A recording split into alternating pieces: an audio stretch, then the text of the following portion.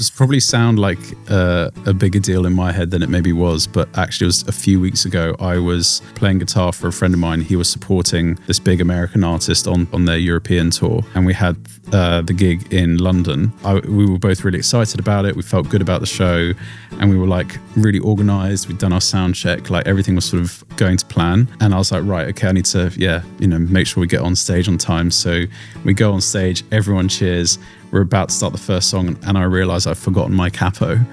And then, and the worst thing was there was one from the band who were on afterwards had like their gear already on stage, and there was one right there that I just didn't notice. So I sort of tried not to panic, but I was like, I have to go get my capo. There's no way around this.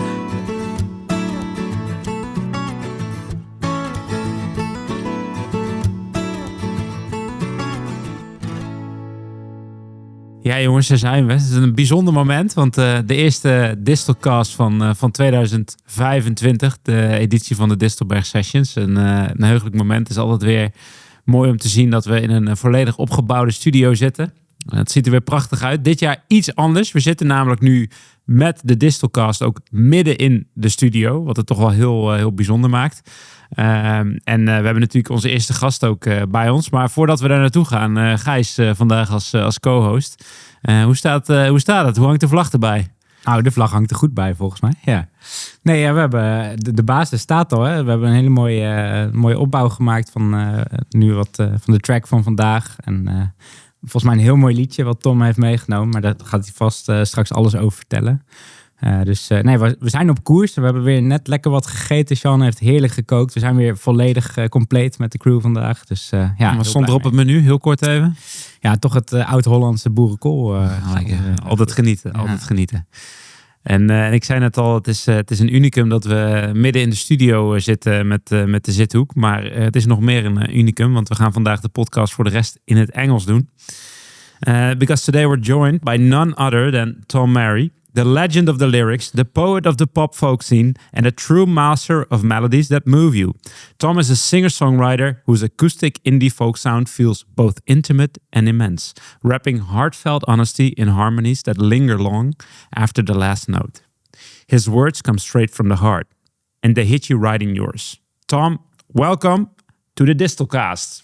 Oh, thank you very much, guys. Appreciate it. Very, very kind intro. Yeah, no, thanks for being here. And as I already announced, we before we dive right into everything, we want to know everything about you. We want to know everything about where we are today and about the song.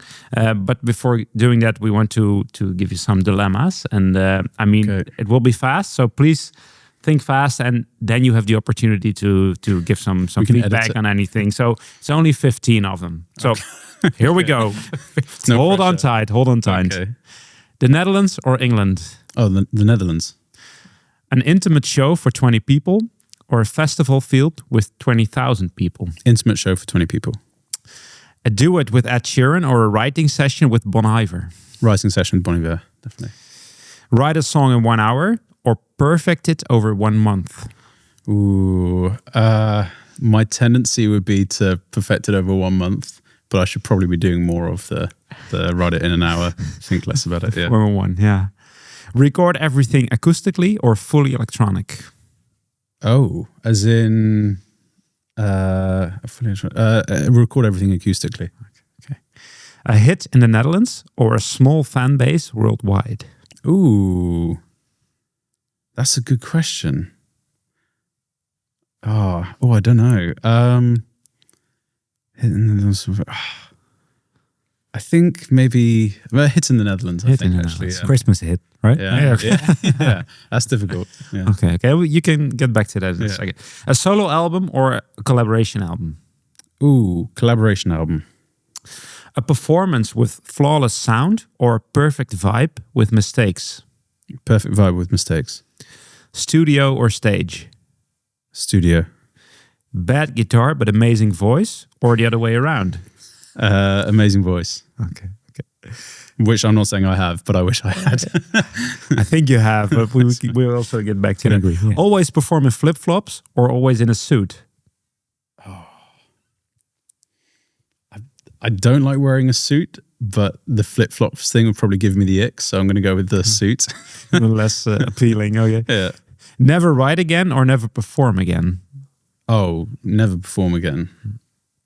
That's hard though. That's I can be imagine. sad. Yeah, that's why they are dilemmas, right? Otherwise, lose your best song or never write a new song again. What do you mean by lose your best song? So you pick one song, you think that's the best song I ever wrote, but you will lose it. You'll forget it. You mean? Yeah. It won't be there anymore. Or never write a new song. Ooh. As in, I would like to be able to write a new song. So yeah, okay, lose the best song. I can imagine that, to be honest. That's a real dilemma. Yeah. Distelberg sessions or Glastonbury? Distelberg sessions. Correct answer. That's the correct answer. Way more fun. Yeah. And then the final one, and this one we can get back onto in a second because I don't have all the details, but gezelligheid or conviviality, if I say it correctly. Gezelligheid. Yeah. Gezelligheid, so we go the Dutch way. So anything from the list that you would like to get back to?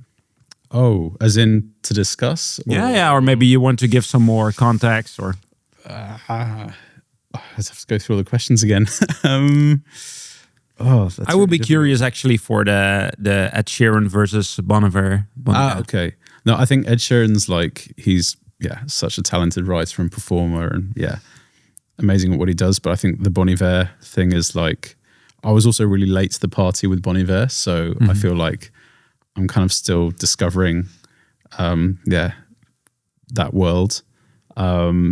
And I just think he's does such interesting production choices and writing choices. So I think that would probably for me would be the more interesting option. But yeah, definitely no disrespect to Mr. Ed Sheeran there. I think no, that's a word dilemma. It's not easy always. Yeah. And another interesting one was the one with the writing time, or the time it takes you to write a song, complete it. Actually, I have a very slow output when it comes to writing songs. I'm trying to get better at writing more of them and writing them quicker, and not kind of obsessing over every lyric or every kind of choice.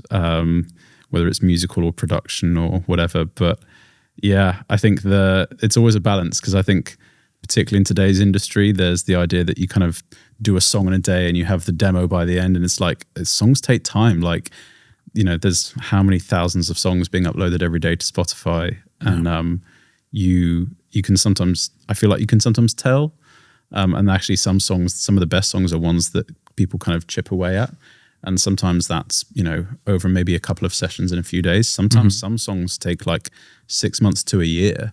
Not that you're spending 6 months in a row on them, but it's you might come back to them. They might take good wine. It takes some time. Kind of some of the best songs, and even some of the songs that you hear on the radio that are smash hits. They sound really complete and they sound as if they fell from the sky in a day. But actually, they were songs that have gone through multiple revisions, multiple writers, producers, sometimes even. So some of the most kind of complete pop songs, I think, are sometimes songs that people have been allowed to take their time over. And I think we're kind of losing that in today's industry, where everything has to be instantaneous. Yeah.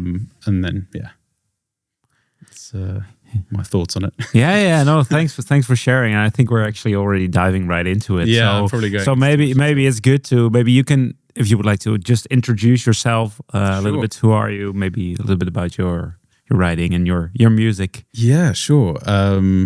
So I'm trying to think when I started writing, I guess properly, for my own music was probably maybe a few years ago. I kind of originally thought I wanted to write for other people, which I still do and I very much enjoy. And then you start doing that and you find that there's certain songs that are just very personal and you don't quite want to let them go or give them to someone else. Yeah. But then you also don't want them sat on a hard drive for eternity. So it's, I kind of I wanted to be the one to tell a few of those stories that were just very personal to me. That was, I guess where the artist project came from, was to kind of release a few of those songs myself and sort of just see what happened, put them out without any expectation. And then, that sort of went a bit better than I thought it was going to, which is a nice surprise when people connect with it. So that's been really nice. But I'm still figuring out kind of what I want it to be, but just really enjoying creating. It sounds very obvious when I say it, but yeah.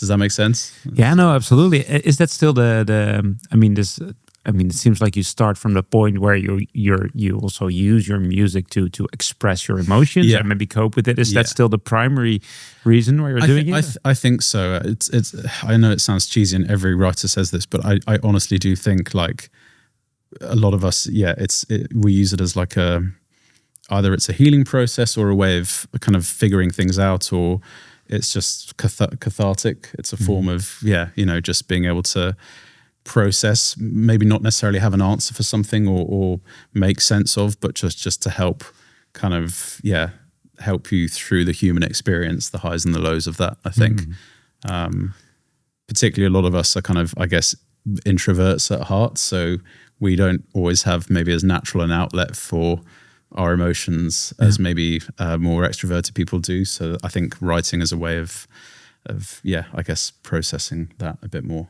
I suppose. Yeah, that makes a lot of sense. And your music more specifically, if you could, let's say, give 3 words to the kind of music you're writing, what would you give it? 4 are also fine, and 5, but maybe just a little bit about the kind of music. I guess existential. Maybe the one that everyone says. I guess this isn't a single word, but sort of it sounds sad, but it's actually got some hope in it. I guess what else? More hopeful than it sounds, maybe. I'm trying to think. That's like several words at once. No worries. The few words are fine as well. Then, but something like that. Yeah. That's very clear, I think. I already described it in the intro, right? That actually, you put it much more eloquently than I did. But I also had a little bit more time, right? So But reflect on it. This is the first time I'm like, there's a massive spotlight. Yeah. But I noticed you're referring a lot to your own songs in other songs. Is that on purpose, or at least in the song? In this one, there's a bit of self-reference. That no, I don't normally do that. It's not like a part 2 or following. Kind of, That was like a sort of like a one-off, like a little. Also, I was maybe just being like, I'm stuck for what to say in verse 2, so we'll just steal a couple of lyrics from another song. I think that's only this song that I do that in. I haven't done that in other songs yet, but I might. Who knows? Yeah. Well, we go into the details of this in a second, right? So that's a little bit of a cliffhanger. But I think something that you referred to already just a few minutes ago, a few times already, is like the being an extrovert or an introvert, right? And you also have this song, very nice song, by the way, "Lonely in Crowded Rooms." I think that's that feeling. I think a lot of people can relate to.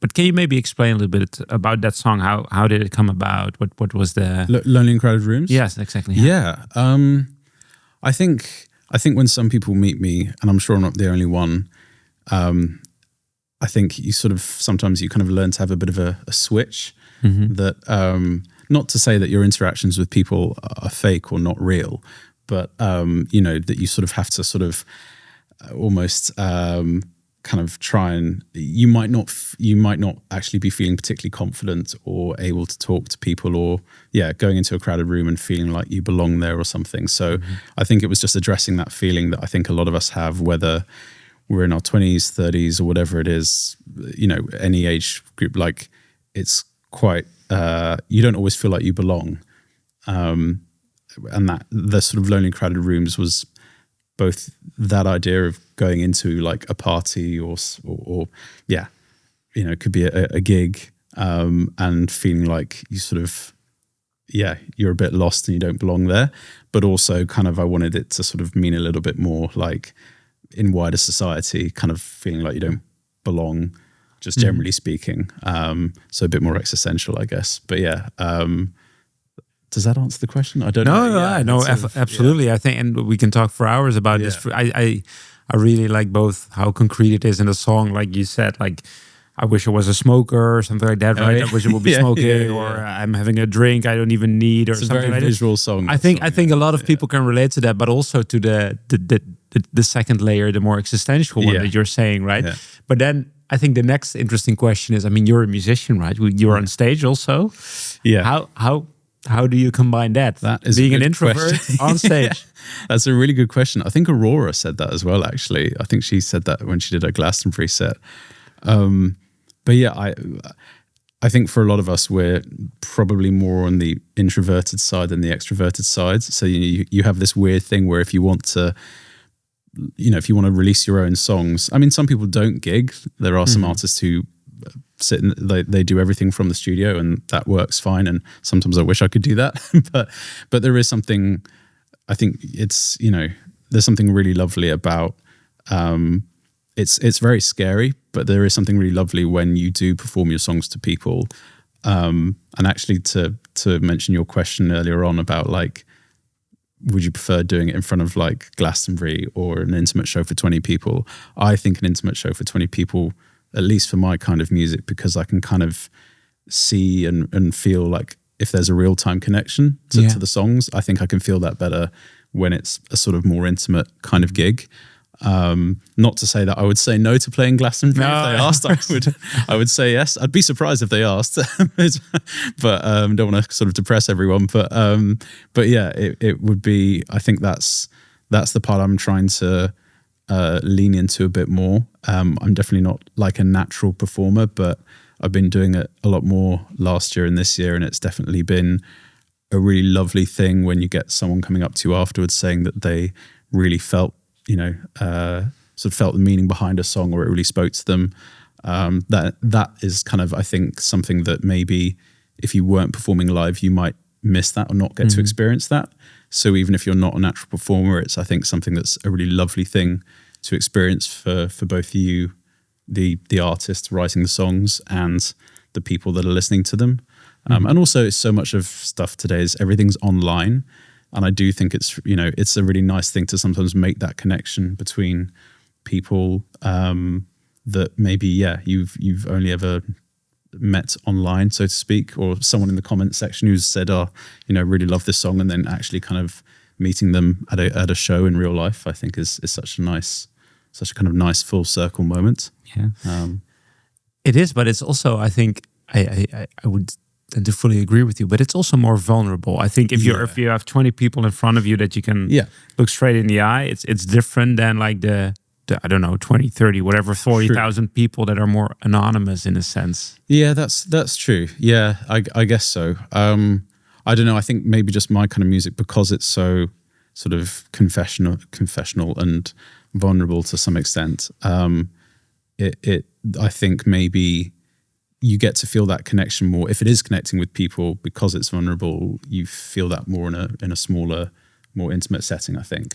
And it's concrete, right? Yesterday you told a story about a couple that went to a gig of yours and said, "Oh, we skipped our dinner because we wanted to listen." that was a cover gig, but it's still the same. Yeah, and I think that's the kind of thing that, not that you can't have that at a big show, but I guess I'm trying to think. I'm trying to think what the biggest show is that I've played. It's not very big yet. I'm trying to, I probably haven't performed for my own artist project. I probably haven't performed more than like maybe 50 people, 100 people. So it's still very early days. So I don't know what it feels like to perform to 20,000 people, and maybe my answer would be different if I'd done that. But I think also like there's something quite nice about being in that intimate setting where it kind of feels like everyone's your friend and they're there to kind of support you. Yeah. Whereas the bigger the crowd, the more chances that some people are just not going to care or not be into you, which is totally fine. That's totally allowed as well. It's totally fair. But yeah. I finish a lot of my sentences like that, where I just tail off and go, but yeah. That's a positive way to end your sentence. It opens for another question. And I think I would have plenty of those. I think one thing that we really didn't touch upon yet, which might be interesting also for people listening to this, is I started with England or the Netherlands, and you said the Netherlands. And obviously, hearing your accent, you're from England, but what's your history? Maybe it's interesting to explain a little bit on that and why the Netherlands is your decision now. Sure. So my mum is from the Netherlands. So she's from a place called Wijchen, which is sort of in the southeast of the country near Nijmegen. So we me and my sister were born in England, but we then quite soon afterwards moved to the Netherlands for I guess when we were in kindergarten. And then after a few years moved back to the UK. But we sort of ever since then we've always been coming back to the Netherlands every year. So that's we've kind of maintained the connection.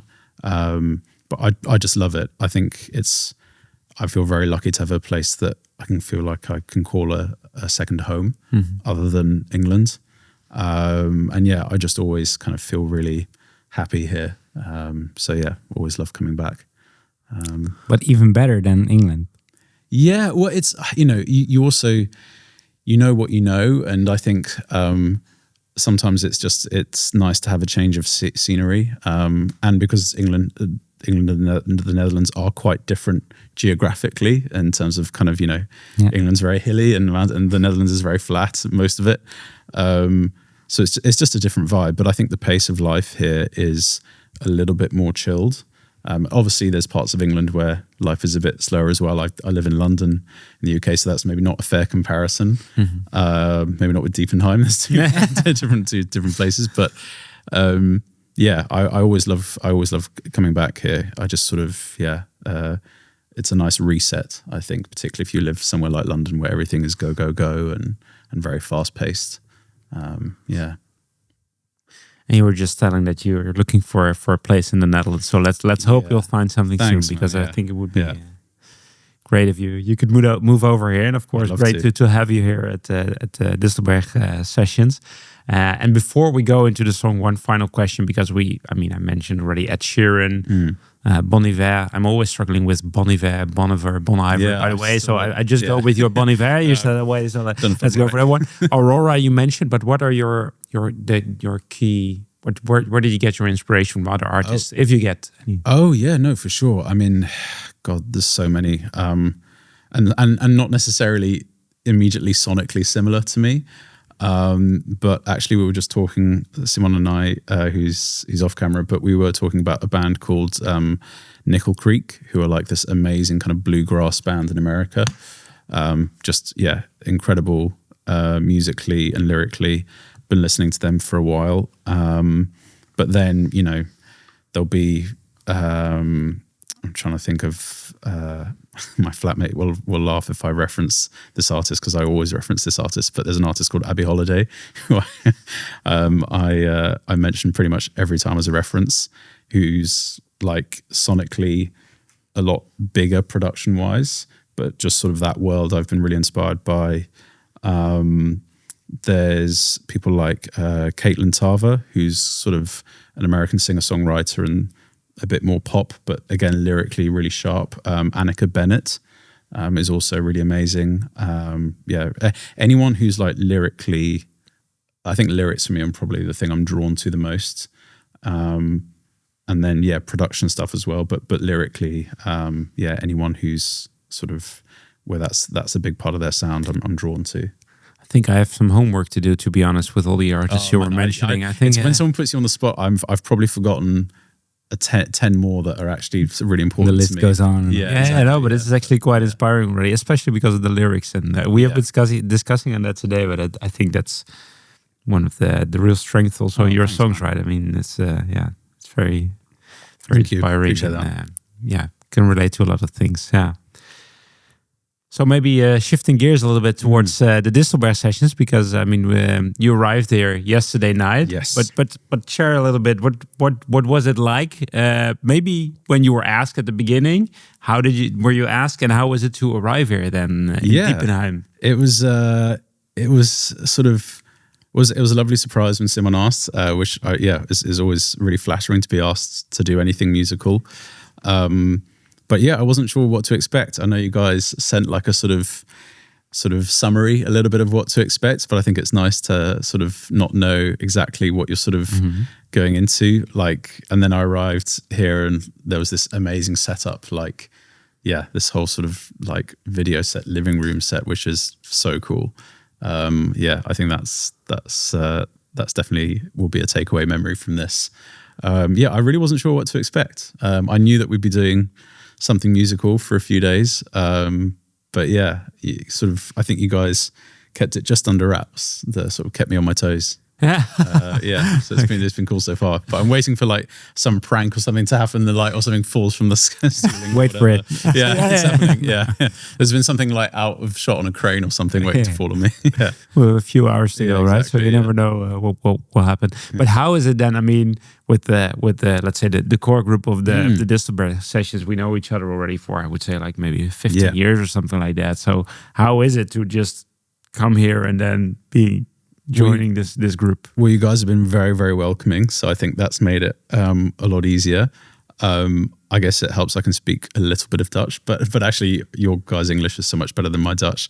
But yeah, it's been really lovely. It's been a blast. And like I say, you guys have been really welcoming. So it's been easy. And you're all like amazing, like creatively at what you all do. So like, yeah, amazing musicians and also like, video editors and stuff like that. So yeah, it's everyone's kind of brought their A game, which I think is, and also that you guys said it's meant to be fun, and that's it is. I think I was saying to you earlier on, like it's sort of so easy when you're trying to sort of do anything creative as a career, that you forget it's also meant to be fun while you're doing it. Obviously, it's hard work sometimes as well, but it is.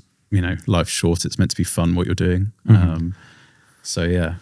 Also, not a lot of us get a chance to do stuff, creative things, for our day jobs. So it's really nice if you do. And yeah, a nice reminder to also just do it for fun as well. Absolutely, yeah. And sometimes the A game turns a little bit into the alcohol game. That's yesterday night, right? But that's also true. Not too.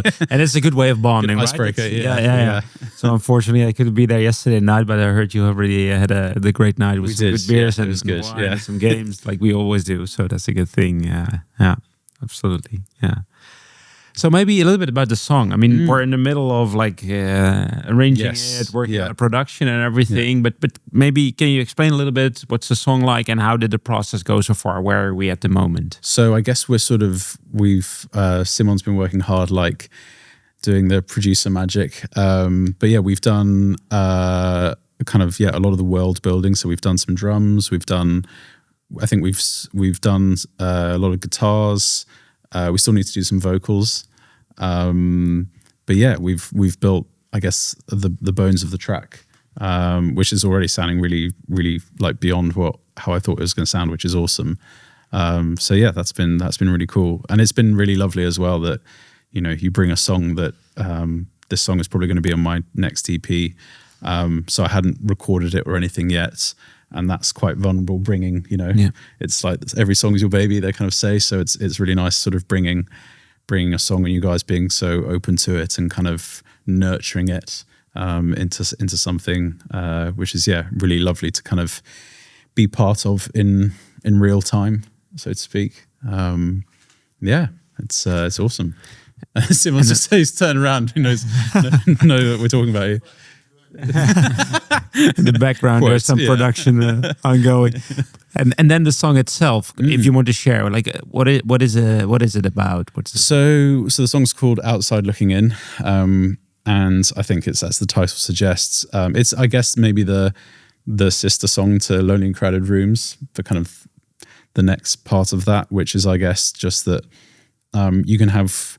I'm very lucky. I have a family that I love. Some really great friends. And, I'm very, lucky, touch wood, to have my health and music and everything in what is a very sort of crazy world where, lots of people aren't as fortunate. So I feel very lucky to even be doing this. But with all of that said, sometimes you sort of feel like you're still like almost on the outside of life. It's really weird. It's sort of trying to, I think that's partly as well, sometimes you have to just try and remind yourself to live in the moment. But sometimes as an overthinker, I do sort of sometimes feel like I'm still on the outside, like a sort of outer body experience, watching yourself sort of go through life. And I think that's also because modern life just feels like it's always moving so fast. So that was kind of, I wanted to put that in song form, and sort of acknowledge that I have all these, I'm very lucky to have all these very positive things in my life. But I'm sure I'm not alone in feeling that sometimes you sort of still feel like you kind of wish you could pause and kind of really be in the moment. So I think that's kind of what the song was about. Yeah. I think. It's always an interesting one because at least I always have, sometimes I feel like, okay, I would, times like these, right? Being in the studio, you want to, sometimes you would love to just press the pause button and just stay in that moment for a longer time. For sure. But isn't time also the thing that makes it so beautiful? Because if you would have endless time in every single moment. Yeah, that's very true. That's a very, very good philosophical answer to that. Yeah, it's very true. I think that's also another problem is like as an overthinker, I can end up being very philosophical about something or what am I experiencing. And it's, again, just trying to remind myself to just enjoy the moment for what it is rather than kind of where does it fit into the big picture. Yeah. Not everything has to be part of a big picture. It's just, part of the experience of enjoying life. And yeah, I think it's so beautiful what you guys have created here because I think it's a really rare thing.